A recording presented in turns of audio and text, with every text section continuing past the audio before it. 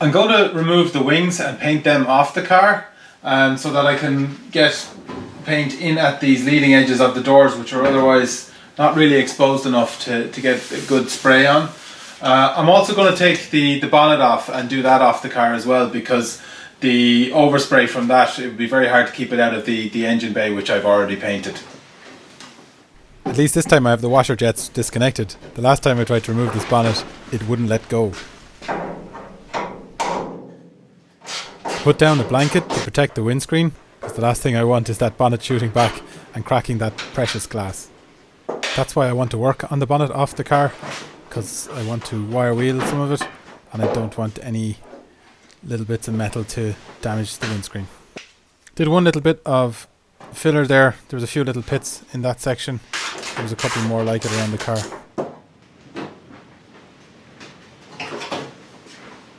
Remove my wing, and now I'm refitting the wheel, because eventually I'm going to put it back down on the ground. There was a cable going down to the wiper on the boot hatch, so I just fed that back out. I'm just disconnecting the rods for the boot. Undid the hinges.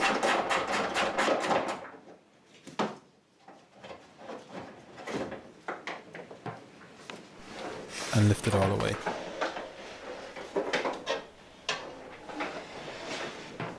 Decided to mask it all again. I had a few tears in the previous sheets, but I left the old one there as well. So sanded down those few extra bits of filler.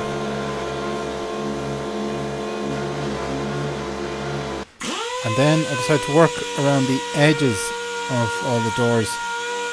There's always little chips missing from these little bits. There was a bit of vinyl on these B-pillars that had left an uneven surface. So I'm giving that a bit of extra sanding. Now I'm dusting it all down. Use some degreaser then. Get rid of any contaminants on the surface. And then I decided to zinc prime all those edges, because there was exposed metal on them.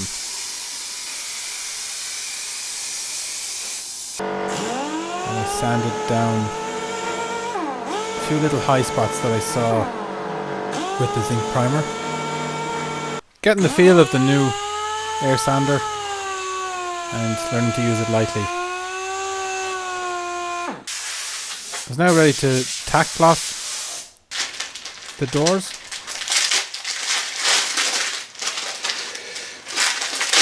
The weather is particularly suitable for painting today. We've got some decent temperature, so even though I might have wanted to fuss around with this zinc primer a bit more, maybe I put on a bit more, the rareness of the right temperature and atmospheric conditions at this time of the year, I'm actually just going to go for it. So I'm going to tack cloth my doors now, and I'm going to push on and get some paint on these.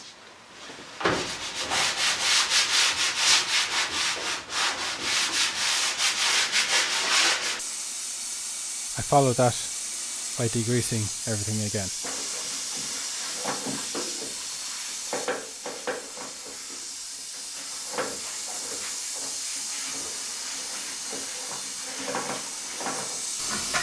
So these paints have sat for over a year since I last did some coats on Chewy. This is way beyond the manufacturer's recommendation, but I've done my best to keep them agitated and kept them in the house at a reasonable temperature.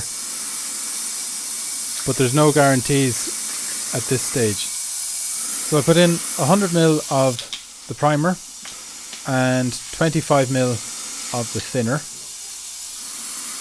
and you add approximately 20 parts of the hardener to go with that. I stirred it all up and then added it to my spray gun. And then I started on a relatively unseen area of the back door. You might ask, why would I even use paint after all this preparation if there was any doubt over it? Well, I'm quite an inexperienced spray painter, so I'm using this for practice. So even if it went wrong and I had to sand it all back, I wouldn't really mind, as I'm learning all the time. You might be wondering whether I should be doing this in a proper spray booth, etc. I am just a DIY mechanic, and there are different laws covering private use of such paints or commercial use. I'm striving to use the highest standards that I can within my own means.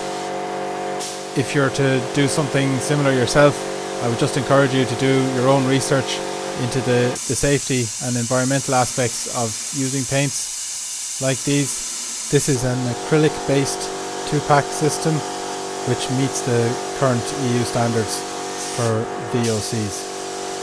The compressor that you hear, which is feeding the gun and my mask, is fed from air outside the garage and remote from any fumes inside.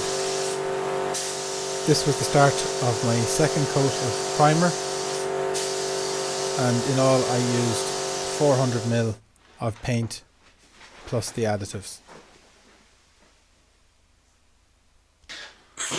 I got pretty good coverage with that and decided not to go for a third coat, so I set about sanding down a few little bumps and then denuding the entire surface. I was a bit worried about taking a power tool to the freshly painted surface, but I'd waited long enough for it to dry and I soon relaxed into it. A gentle approach to not go through to the sub layers.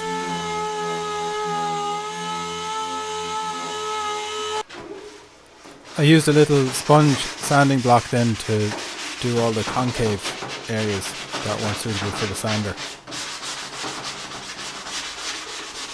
Just took my time and worked my way all around. Then I could blast off all the loose paint. Use the tack cloth again to remove anything that was still holding on.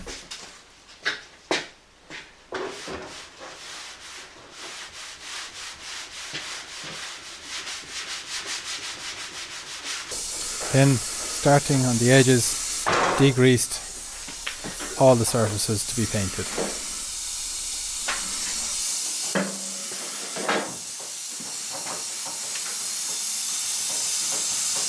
Another moment of truth. Would the paint in the can still be in good condition after all this time? And it was.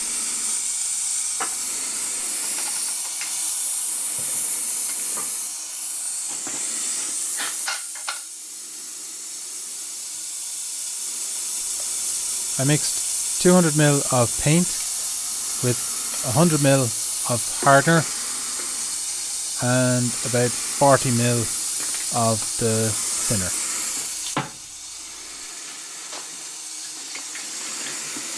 I then strained that into the paint cup of the gun.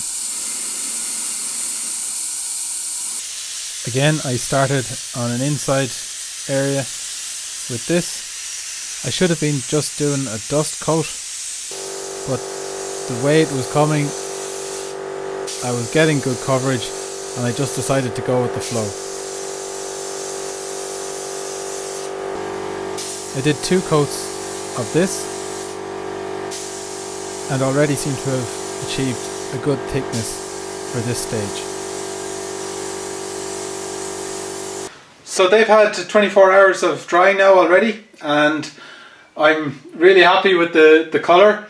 It's not a perfect finish yet, but you know, I'm actually operating way outside the manufacturer's guidelines. These have been sitting nearly 2 years beyond their shelf life, and the paint has actually worked really well. I'm going to give them probably one more final sand before painting over all the panels, but I'll wait till I have them all ready for that. In the meantime, it's a sunny day outside, so I'm actually going to remove these and bake them in the sun to really dry the paint through.